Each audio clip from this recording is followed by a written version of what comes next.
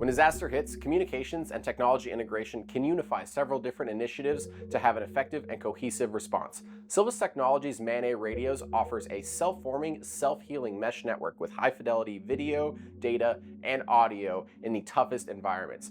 In this video, we're going to catch up with Justin Swartz, a field service representative here at Silvus Technologies, to tell us about some of those features and integrations during his experience with Hurricane Helene in Steinhatchee, Florida. So let's get into it. Yeah, you talked about something really interesting, which is, the example of the commercial or consumer level drones that they're not designed to work with Silvus. In fact, in a lot of ways, that usually those manufacturers have their own proprietary systems, but you were still able to tie that in. That reminded me, because you mentioned it briefly. Talk to me about how you guys were able to take all those different systems on the consumer drone side, and then the multiple radio systems that different agencies had. There's a lot of interoperability that you guys were able to enable there. Can you talk to me a little bit about that?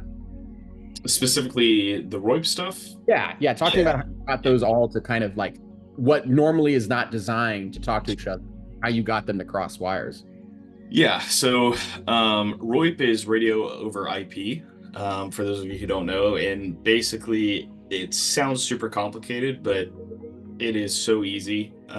Basically what we could do is if agency A has Motorola and agency B has L3 Harris radios, we have cables that are built for Silvus radios that we can take a Motorola and plug it into a Silvus. We can take a Harris and plug it into a Silvus, and that bridges that network gap.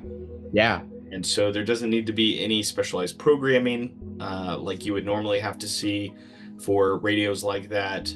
We're basically just taking the raw audio data and pushing it over that dumb pipe that we talked about over to the other radio system, which is just going to ingest that as an audio feed. And we have capabilities with multiple models of those radio manufacturers.